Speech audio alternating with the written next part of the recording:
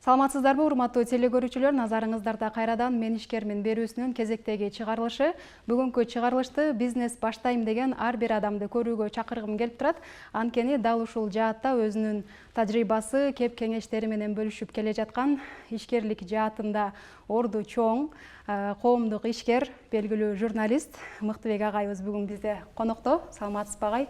Кош келдиңиз. Рахмат. Ош шаарыбызга кош келипсиз. Агай, сизге эң алгачкы эле суроом. Биз сизди журналист катары тааныганбыз да.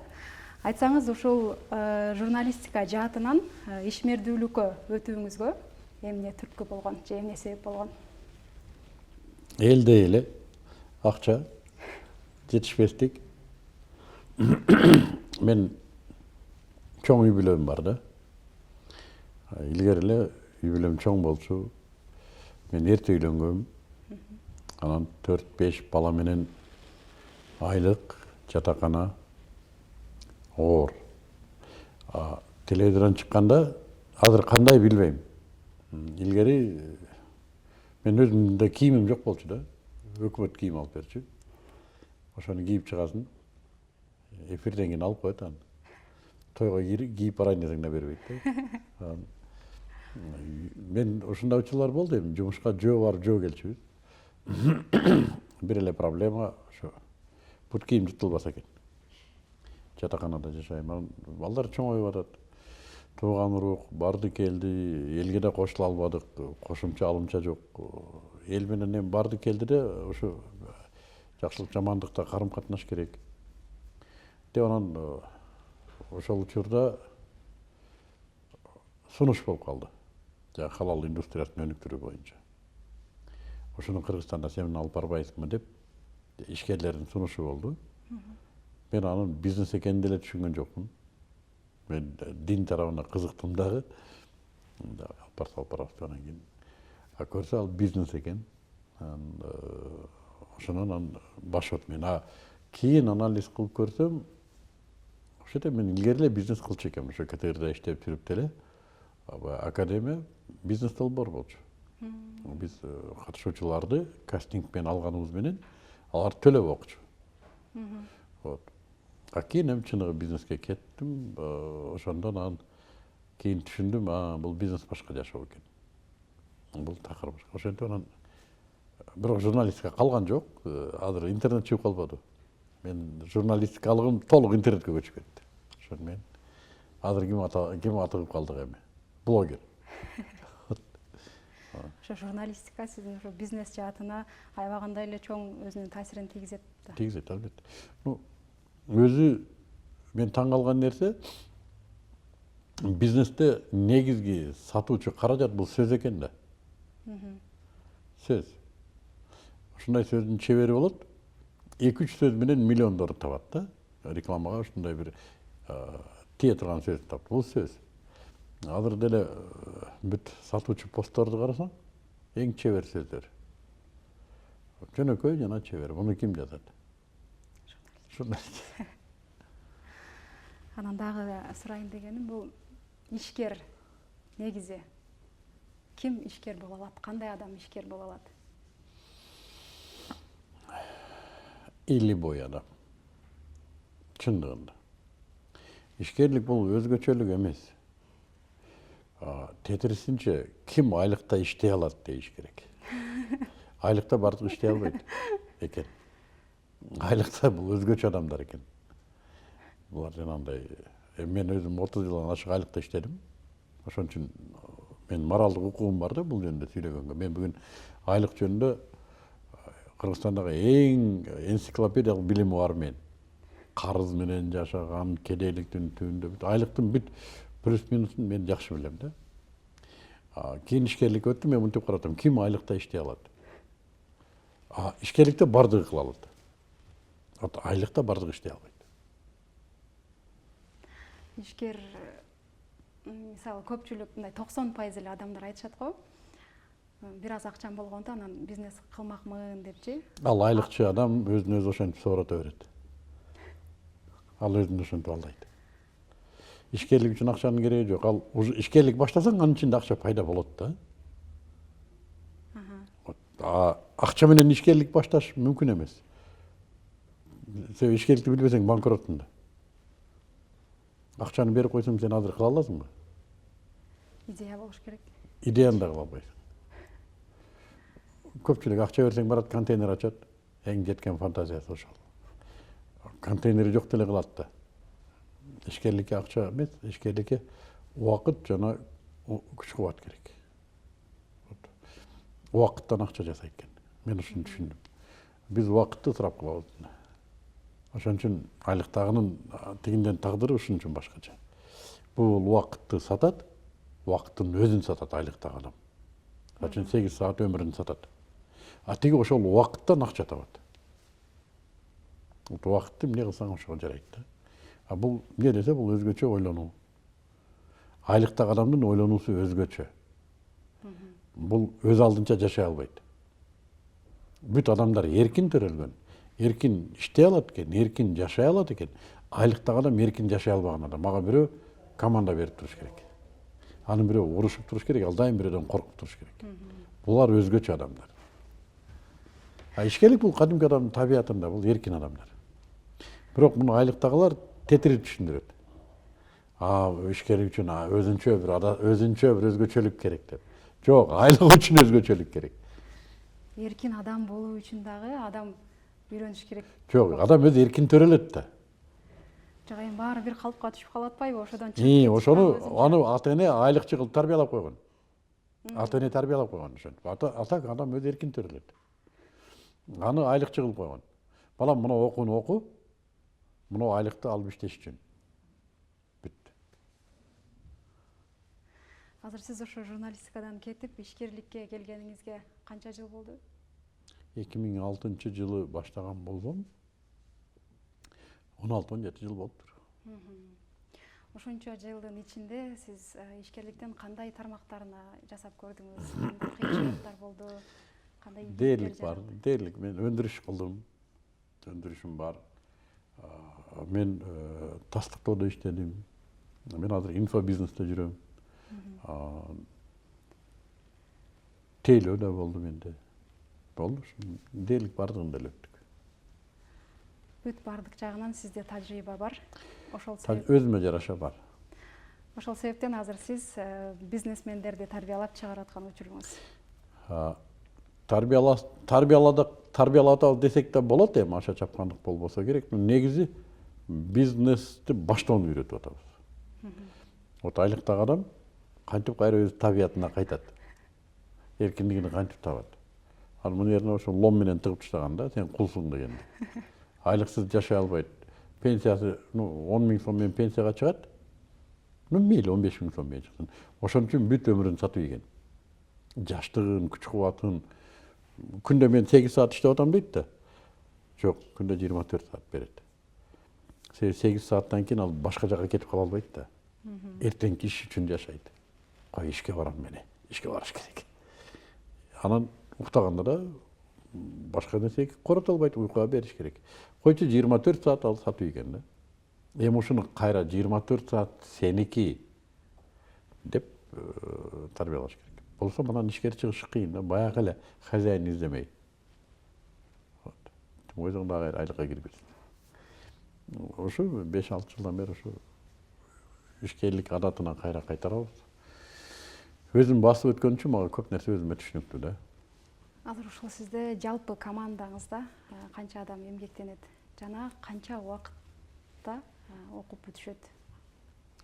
Биз азыр тренингтерди чыгарабыз. Тренингтердин ар кандай мөөнөтү бар.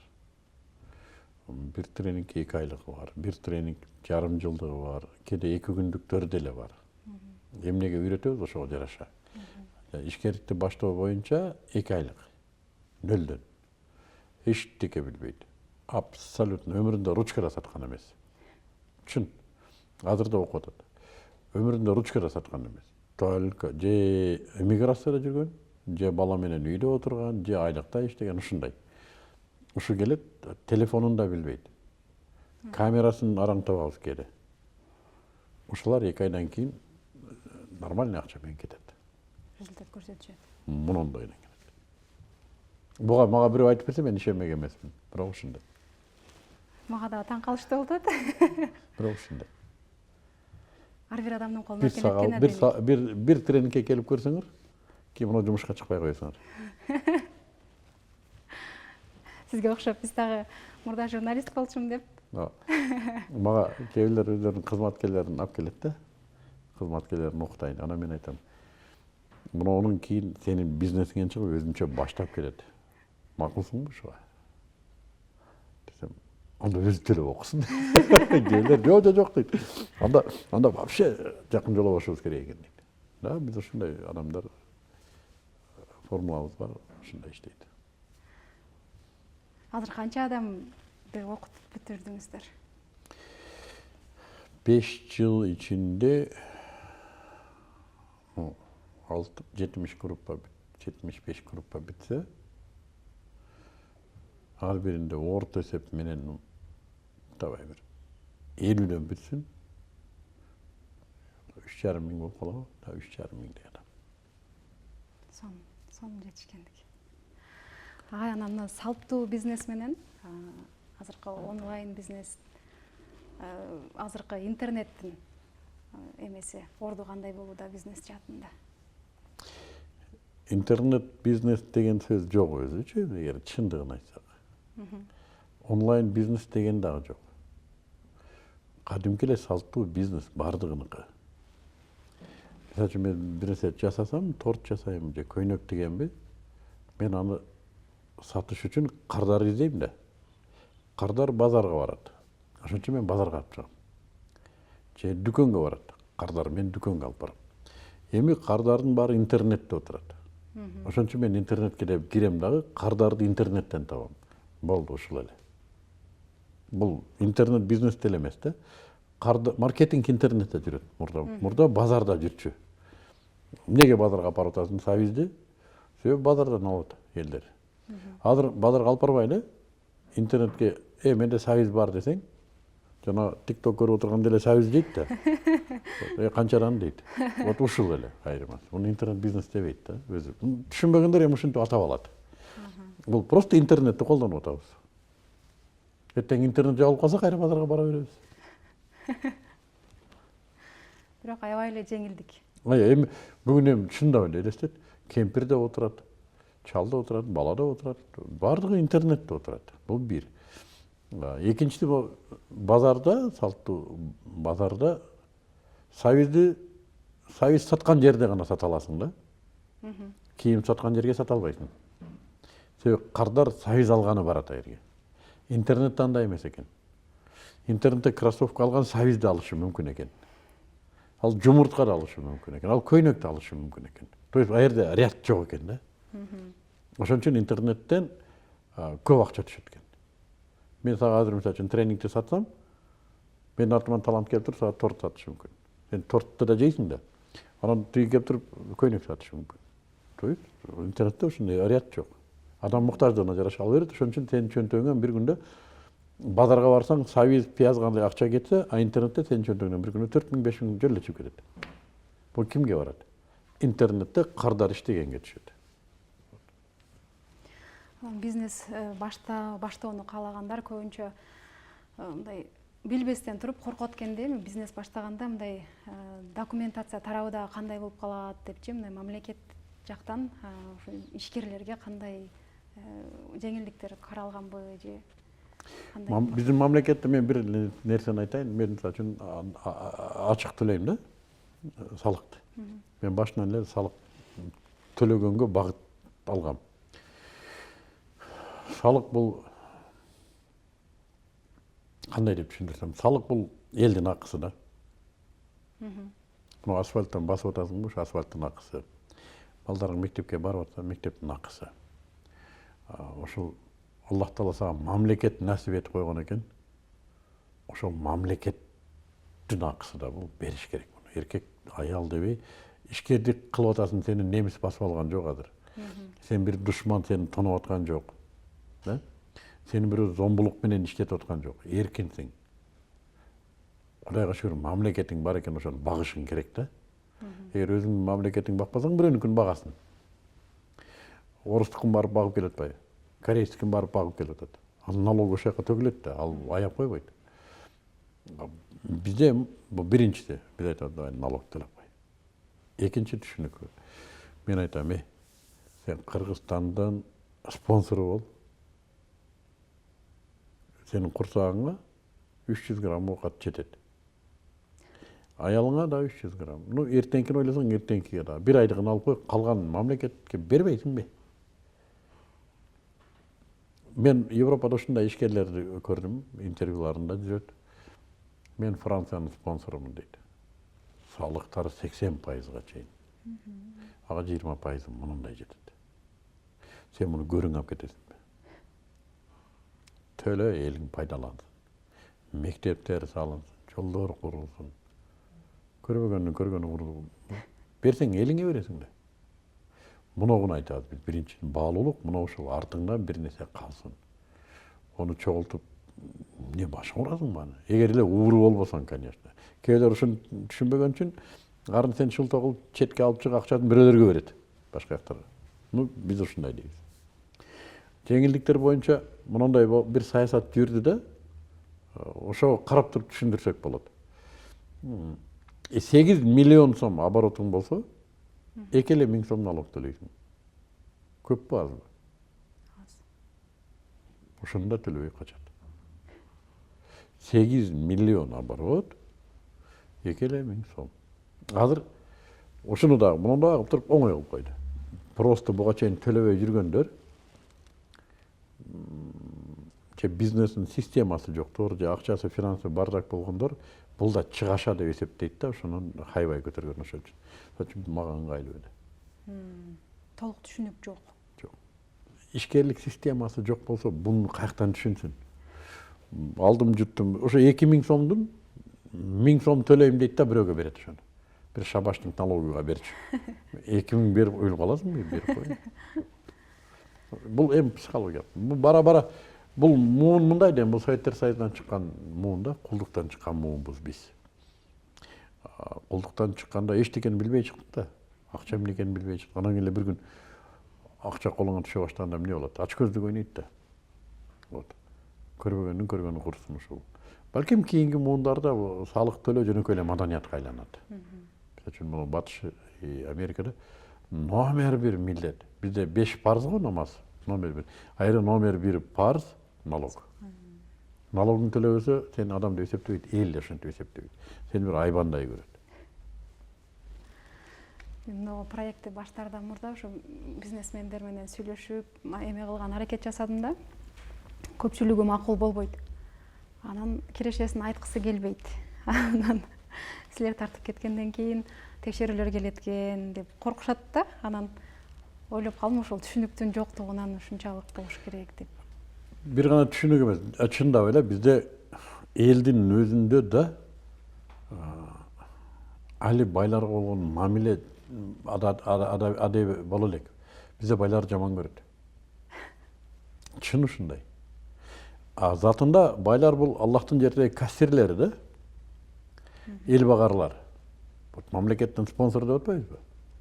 Мамлекетти ким багат? Ишкер багат. Айлыкчы бага албайт мамлекетти. Ишкер багат.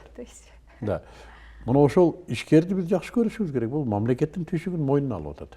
Деп. Но бизде ошол маданият али жок. Ишкерди жаман көрөт. Мен билем муну акчаны эмне кылып атат. Мен билем муну каяктан таап атат. Мындайларды жок кылыш керек. Бул Советтер Союзунан калган таптык. Тап катары жоюлган илгери.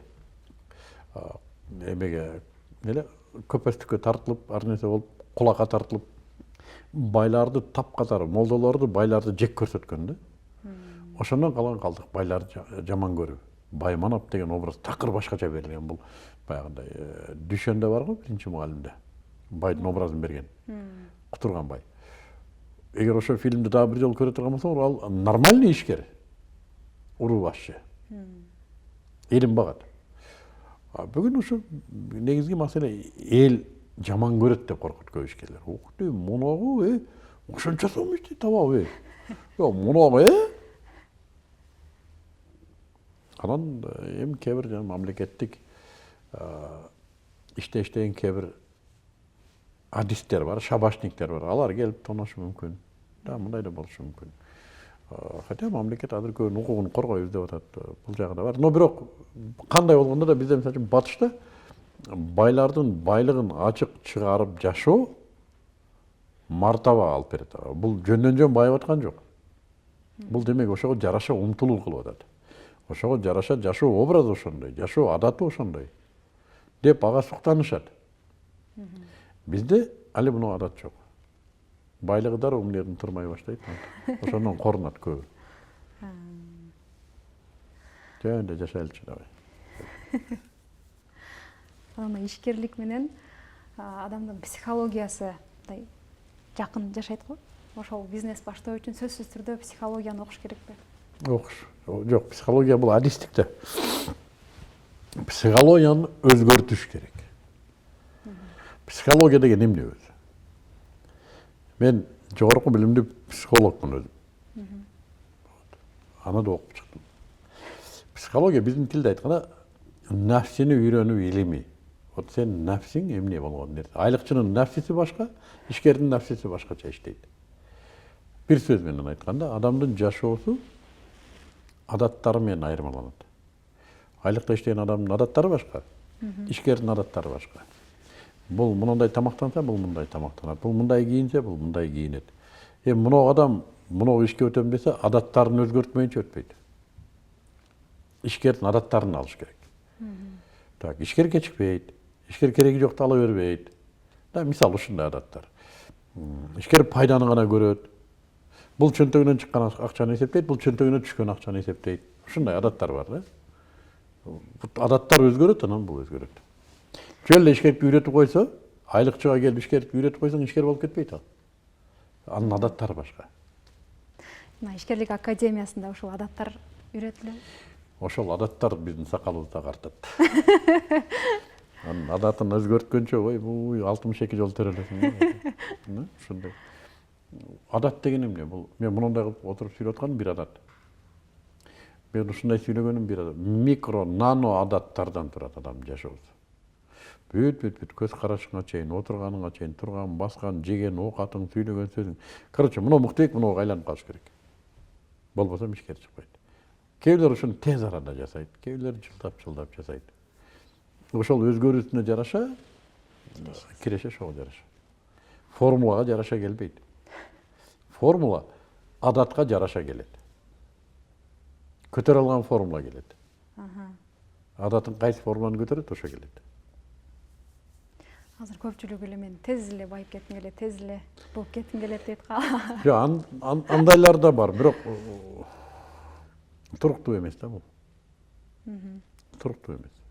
Да, бир жерден кредитке же карызга акча алып, азыр раз бир жерден бир товар алып келе коюп, өтүмдүү товарды жөнөтүлсең болот, акча дароо түшөт.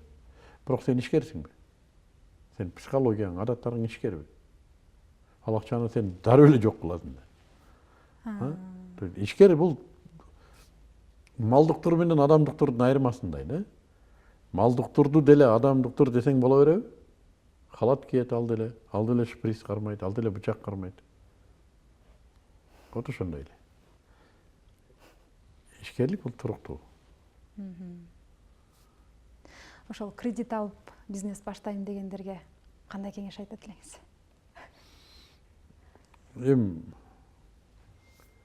Өз затында мен карызды жаман көрөм. Тойдум карызга, чын айтам. Мен 20 жылдан ашык карыз менен жашадым да.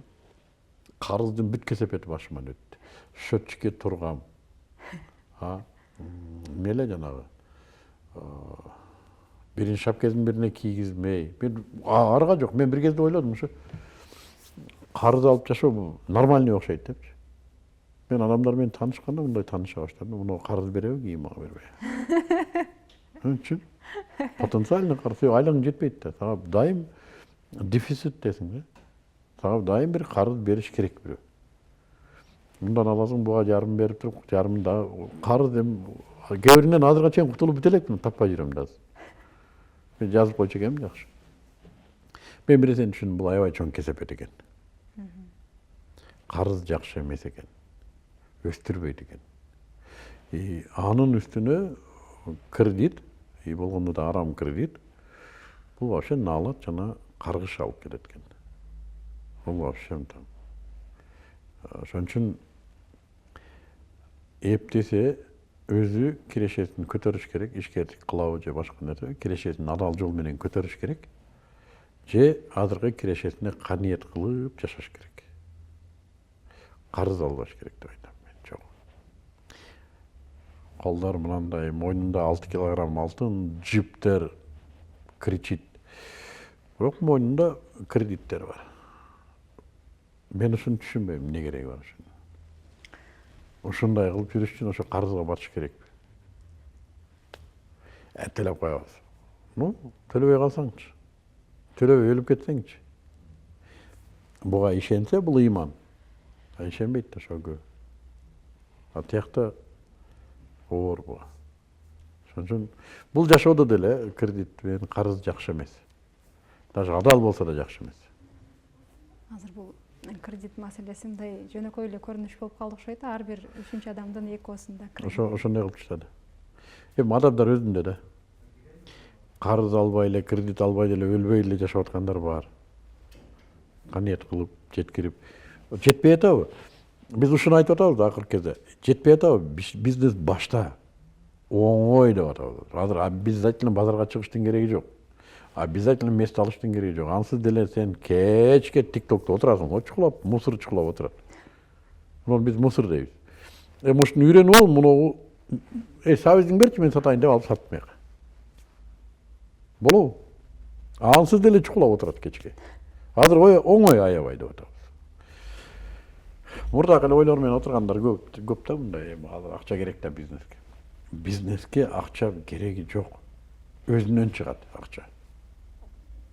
Ол илгери ошондой болчу. Бизнести билбегенибизден карыз алып, салып, яли билбеген бизнеске акча салып, банкрот болмой адаты мурда ошондой болчу. Азыр андай эмес. Азыр башты иштетсең андай эмес. Акчасы жок эле. Иштеп атат адамдар акырын 1-ди 2 кылат, 2-ни 4 кылат. Ошентип эле иштейт. Көп ошондой иштейт. Интернет кыжып атат кардарга. Вот элестет, мен айтам, биз дордойдун ичинде жашап атабыз, дордойдун ичинде жашап атканыбызды билбей атабыз. Вот базарда жашап атабыз, мына жерде контейнер бирөө сатып атат, мына жерде. Сен мынтип түшүнбөй атасың, базарда жашап атканын. Бүгүн ошондой заман, базардын ичинде жашап атабыз. То есть бүгүн аябай оңой. Коркунучтуу жери качанга чейин ушундай барат билбейбиз. Азыр мүмкүнчүлүк бар. Азыр үйрөнүп, кээбилер мен өзүм досторума да, туугандарга да айтам, бир катып койгон алтының барбы? Алып койгон бир нерсең барбы?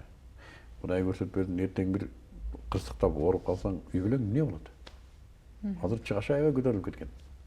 1-класстын баласынын чыгашасы илгерки мен чоңдемдин чыгашасынан 10 эсе чоң. Ооруп калсаң, үй бүлөң эмне болот азыр сен? Кудай көрсөтпөсүн, бир кризис болду, өткөн пандемияга окшоп. Дагы кризис болсо эмнең бар? Каяка барасың телемчилик кылып? Кимге барасың? Азыр жөн эле кыйшаңдабай эле, өзүңдү алдабай эле, шылтоо издебей эле башта да кредит. Азыр айтып, кредитте, бизнесте. Азыр баласын эмизип отуруп бизнес кыла турган заман.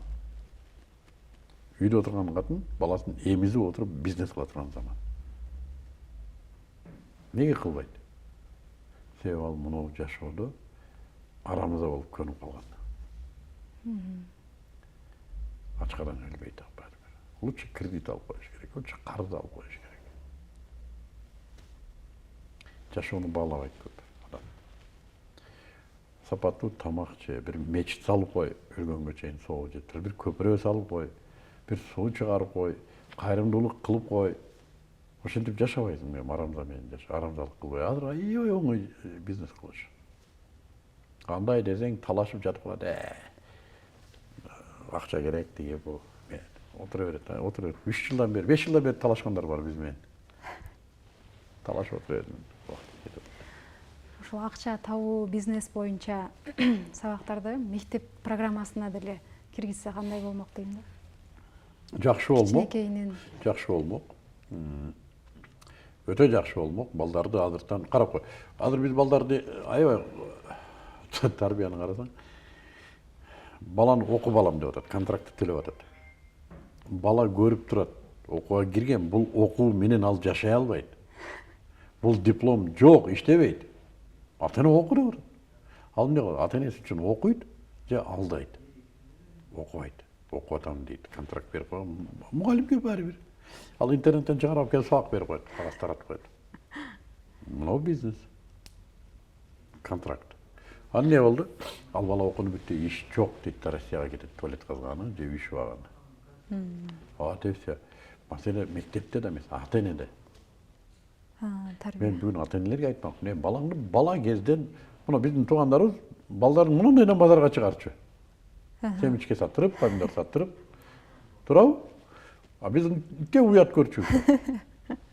Бүгүн ушуну үйрөтүш керек балдарга, акчанын кадырын үйрөтүш керек. Биринчи мен мектепти бүткөнчө бала бизнесмен болсун дейм да. Анан мектеп бүткөндөн кийин бизнесине эмне керек ошону окусун барып. Бизнесине программирование керекпи? Программированияны үйрөнсүн. Бизнесине технология керекпи? Технологияны үйрөнсүн. Ал баягы окутуп алып, анан ал билбейт эмне кылышын. Диплом көтөрүп алып. Андан көрө бизнес болсун. Анан эмне керек ошону окусун деп атат. Баардык кесел ата-энеде. Ал ошо файлды, кулдук файлды баласына тургуз. Бала мынаны окугун, жакшы айлык бере турган жерге киресиң дейт. Мен ушуга чейин уга элекмин, балам бизнес баштагын деген ата-энени уга элекмин. Наоборот, бизге балдар келет да, ата-энем каршы болуп атат. Сен бизнес баштайын десең каршы болуп атабы? Каршы болуп атат. Өзүнүн коркусун уже балдарына айткызып.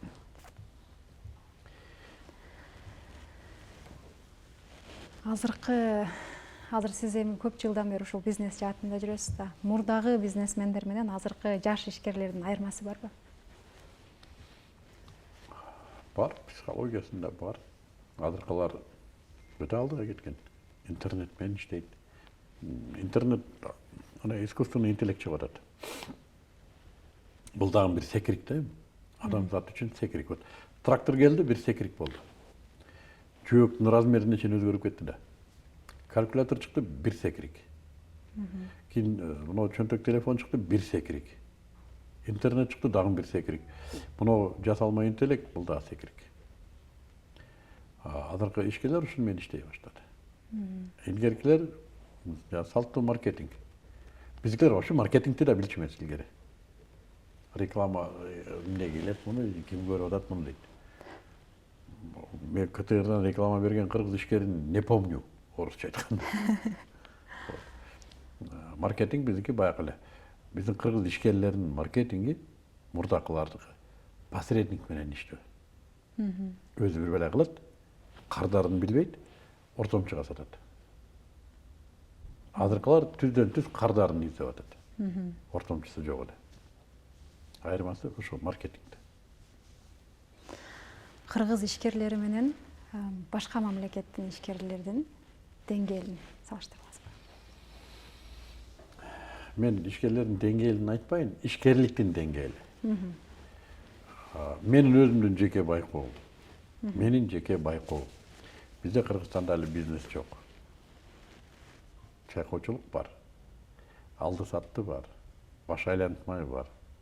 Ошонун элементтери бар. Бирок бизнес бул команда жана система. Бул жок иш. Кээ бир бирин серин бизнестерде эле болбосо, ито алар орустардыкы, жөөттөрдүкү, кореецтердики. Балким бир-эки кыргыздыкы бардыр. Калганынын бардыгында бардак. Же финансы бардак, же командасында бардак, адистеринде. Же ошол системасында бардак. Койчу. Өлбө жаным өлбө. Кыргызстан боюнча жокпу? Кыргызстан боюнча. Хоть агросуна кир, хоть швейныйына кир. Мен ушуну түшүндүм.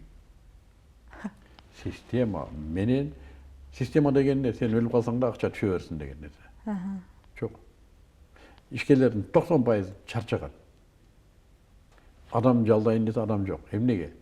Жалдаганды билбейт, ал өзү тентип келген адам менен иштейт.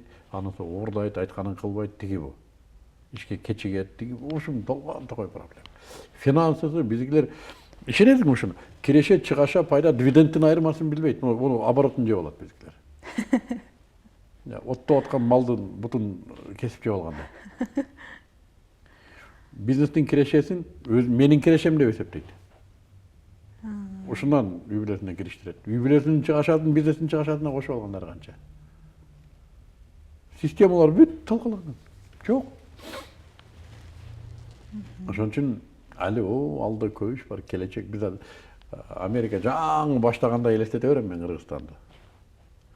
Америкада жаңы башталганго жана индейстерди кырып бүтүп анан кийин бияктан келип фермерлер, бияктан келип, бияктан токойлорду кыйып келип, бияктан ошентип бизнес жаңы кыймылдайт да.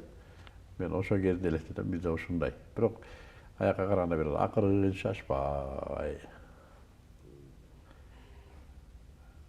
Өзүнүн системасын түзүп кете алат деп ишенесизби же дагы деле ушундай иш жайыт боюнча калай? Өзү чындыгында түзүп кетпеске аргасы деле жок.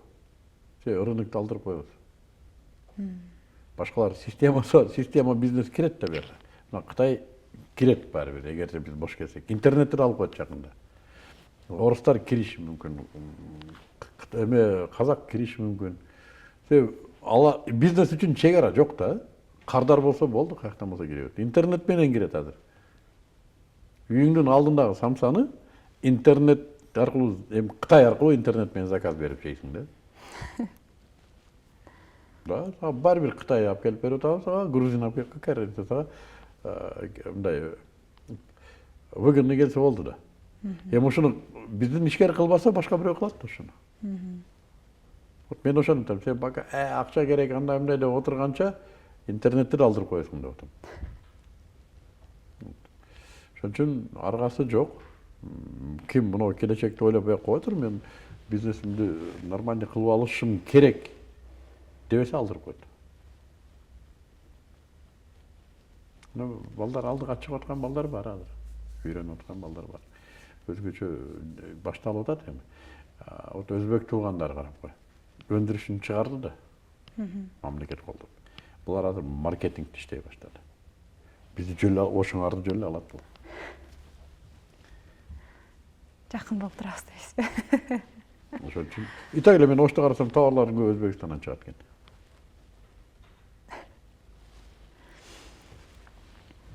Бизнес баштоодо көптөгөн чектөөлөрдү айтышат да.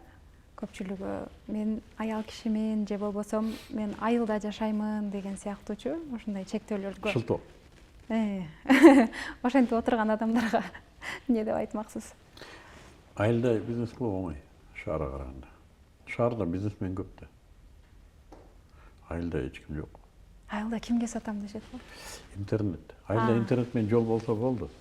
Мен вообще бир программа ойлоп жүрөм. Ар бир айылга бирден интернет дүкөн ачып койсо, ошол жерге жакшы билген бир 5-6 бала отурат. Бүт айылдын продукциясын дүйнөгө сатса болот. Биз эко продукция аябай кетет. Керамды Мексикага сатсын, Союзду Таиландга сатсын. Мисалы да. Бүттү. Бүт айылды 2 бала тейлеп коет. Иш орундар айылда жумушчу күч почти бекер. Аба таза. Завод жок, фабрика жок. Суу табий.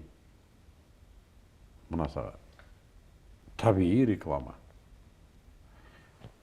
Сага өзүңдүн поляктагы тарыбызды жөнөтөйүнбү, мынаны жөнөтөйүнбү? Деп туруп ошол жерден упаковать этип салбый. Болот? Болот. Сонун болот. Аялдар, ничего там азыр интернет аябай өнүктү да. Айтып атпаймынбы, баласы немизип отуруп бизнес кылса болот да. Интернетке команда берип коет. Голосовой эле команда. Муну тарт, муну монтаж кыл, анан кийин мындай кылып текст жазып берип койгун деген интеллект өзү эле кылып коет ошо. Балаңды эмизе бересиң. Бүттү, ушундай азыр. Аны эркек айтып атып, аял айтып атып, эмне айырмасы бар? Болгону просто жамбашты көтөрүш керек ушу. Проблема ушунда эле. Акчада эмес, билимсиздикте эмес, жамбашты көтөрүш. Майли эртең баштайбыз дейт азыр. Ойлонуп көрөйт. Мен шур календарь өтүп кетип атат. Бизге келет да. Мен сизди 3 жылдан бери көрүп жүрүп эми келдим дейт. Ушундай. Кээ бирлер айтат, мен ушу неге эрте келбедим экен, ушу 3 жылдан бери. Кээ бирлер жанатып, бу жалаң кыздар жана мен деп каяктагы бизнес үйрөтөт дейт. Кээ бирлер бул өзү пияда жүрөт, бу кайсы бизнес? Адамдардын көбү сырткы белгилери менен баа берет да. Мен мисалы үчүн коомдо буга чейин өзүм бизнесим жөнүндө сүйлөп турмун да. Мен саясий маселелер, диний маселе, коомдук иштерди гана алып чыккан үчүн адамдар менин коомдук гана ишимди билет экен да. Мен үйүмдү кантип багып атам? Булар жөнүндө мен сүйлөбөйм. Ошон үчүн мени бизнесим билбейт экен. Азыр мен деле мына ишкердик академиясы боюнча эле билем, андан bundan башка дагы кандай бизнестериңиз? Мен бир бизнесим бар, Кыргызстанда эң таанымал бизнес. Эки эле скандальный бизнес бар да Кыргызстанда. Кумтөр, анан халал индустриясы. Халал индустриясы уже менин бизнесим. Уктуң белем ошону? Ошол менин. Калгандарын кээ бир бизнестерим көбү билбейт. Жаман билиштин деле шарты жок. Халал эң оор бизнестердин бири болду, эң оор. Жогорку кеңешке чейин барып тартышып жүрүп бизнес кылабыз. Сиз ушул саясат жаатында дагы көрүп калганбыз да. Ошол мамлекеттик деңгээлде ошол кызматка барып калганыңызда кандай болмок? Бармак эмесмин. Мен ал үчүн чыккан эмесмин. Талапкер болгонсуз да. Да, мен талапкерлигим койгом, бирок барам деген ниетте эмес да. Şu talapkerlik koygan учурда сүйлөп алам деп чыккам.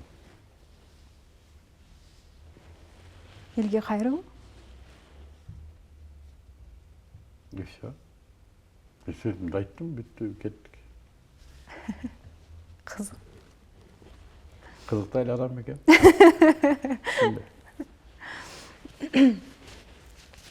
Президенттик шайлоодо 3 эле адам иштедик. Менин командамда 3 эле адам. Ошол учурда. Биз канча? 25 күндөй эле иштедик. Президенттик шайлоодо 25 күндөй эле иштедик. 3 эле адам иштедик. Күнүнө бир 2 саат эле иштейбиз. Иштен келип анан кийин шайлоо менен электенебиз. 200 000 сом эле акча кетти менден. 200 000 сом эле. Бир да барак илген жокпуз. Бир да баннер илген жокпуз. Бир да рекламный ролик чыгарган жокпуз. Бир адам менен жолугушууга чыккан жокпуз. 4-орун деди. Ушундай эффективный адам барбы? Неге аракет кылбадыңыз? Анда аракет кылсаңыз жөн эле өтмөксүз. Мен максатым өтүш эмес болчу. Мен максатым сүйлөш. Мен сүйлөдүм, айта турган оюмду айттым. Эгер ушундай эффект менен эгер өтөм десе мен өтмөкмүн. Но мен максатым ал эмес.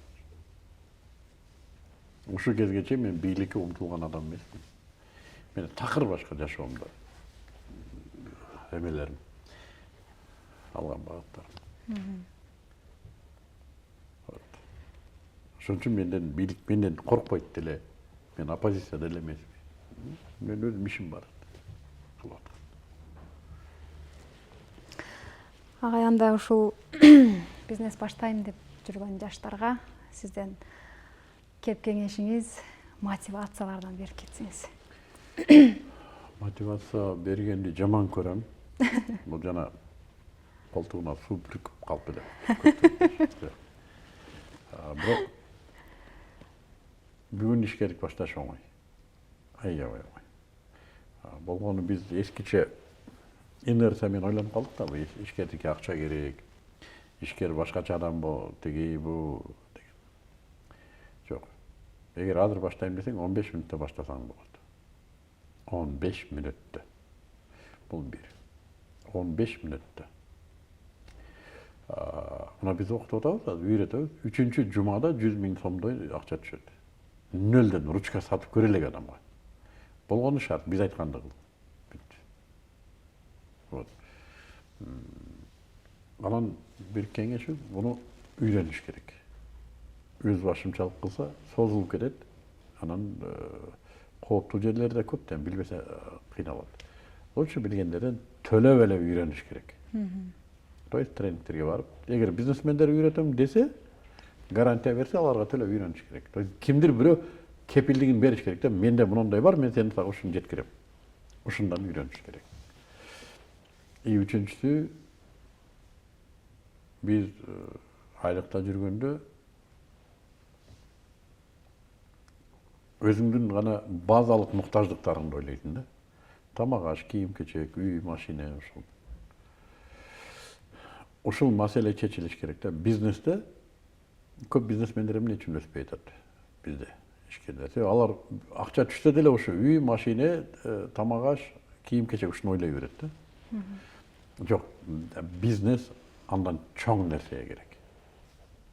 То есть биз элибизди өзгөртөбүз деп атабызбы? Чоң иштерди курабыз деп атабызбы? Ошон үчүн бизнес ачыш керек. Жашооңдо сен бир нерсе кылып кетишиң керек. Мына элге бир нерсе таштап кет. Ошого жаштыгыңда баштасаң оңойраак. Хотя бизге келгендер бар, 75-тиги келип бизнес баштап кетти. Мугалим, дайым, өмүр бою мугалим баштайт. 78-деги бир аксакал келип үйрөндү. Таң каласың. Мээ жаштардан жакшы иштейт экен. Эмнеге? Тажрыйба көп да. Болгон техниканы үйрөнөт болду. Вот, ошон үчүн эч качан кеч эмес. И коркунучтуу жери мунуга шанс эртең берилбей калышы мүмкүн. Саясаттар кандай болуп атат. Ошон үчүн бүгүн эч нерсени карабай туруп башталыш керек. Жаман күндө акча түшүп турса, аны бир жакшы жака иштетесиң. Муну ойлонуш керек.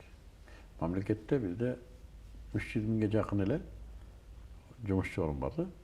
Айрге күчтүү адистер иштеш керек. Алардын айлыгы чоң болуш керек. Калгандары ишкерлик кылыш керек. Муну айтсаң кээ бирлер айтат, баардык ишкер болсо айлыкка ким иштейт? Давай айлыкка биз да мигранттарды чыгарайлык. Биз өмүр бою эле мигрант болуп жүрө беребизби? Биз эле мигрант бакпайлыбы деп атам да. Туура. Бүтүндөй элдер бар да, бүт баары ишкер, мигранттар үйүн уборка кылат.